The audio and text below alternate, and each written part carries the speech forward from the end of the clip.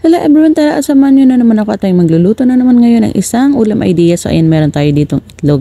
So meron din tayo dito mga sangkap. Ayan, meron tayo ditong siling labuyo, siling green at syempre ayan, madaming kamatis at syempre meron din tayo ditong sibuyas bawang. Meron din tayo ditong pampalasa, luya at syempre meron tayong gata. So magagata tayo ngayon. Yan yung ating ulam ideas ngayong araw natin ito. At syempre meron din tayo ditong alamang. So ayan yung alamang na yan. Pinigaan ko ng konti para hindi masyadong maalat. So ayan, kaya medyo dry na dry siya kasi tinanggal ko yung ano niya, yung konting sabaw. At syempre meron din tayo ditong karne ng baboy. So ayan na chop na natin yan ng maliliit lang na sakto lang na pang sahog. So ayan, syempre nahugasan na rin natin yan ng mabuti. At syempre ayan, pakukulaan muna natin yan. Ayan, nilagay natin ng tubig at syempre papakulaan muna natin na hanggang sa lumambot yung ating karne kasi yung ating alamang mabilis lang lutuin yun. At syempre yung ating itlog ay nilaga muna natin yun. So ito na nga at ito na yung nilaga nating itlog. So ayan, bakit na ganyan ang naging itsura niyan. Pero okay lang naman yan, wala namang problema yan. Mas nagkaroon pa nga ng parang design, o diba? Mas nakakatakam tingnan yung itlog. So ito na nga yung ating pinakuluan na karne. So yan, natuyo na yung tubig kaya luto na yung karne na yan. At syempre, nilagyan ko ng konting mantika at ipapatoasted ko siya ng konti.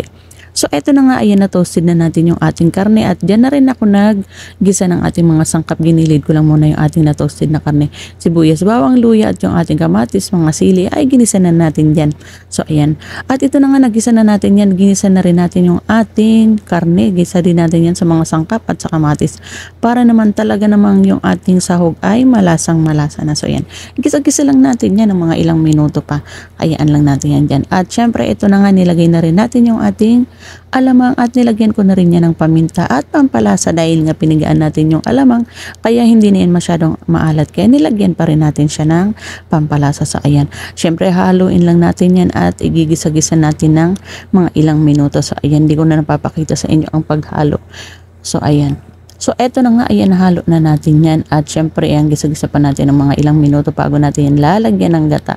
Kasi yan, okay na yan, lutong-luto na yan. Pero syempre lalagyan natin yan ng gata kaya hindi pa dyan nagtatapos ang ating nilulutong ulam. So eto na nga, ayan, nalagay na naman natin yung gata pa, diba? Hindi na natin nabakita.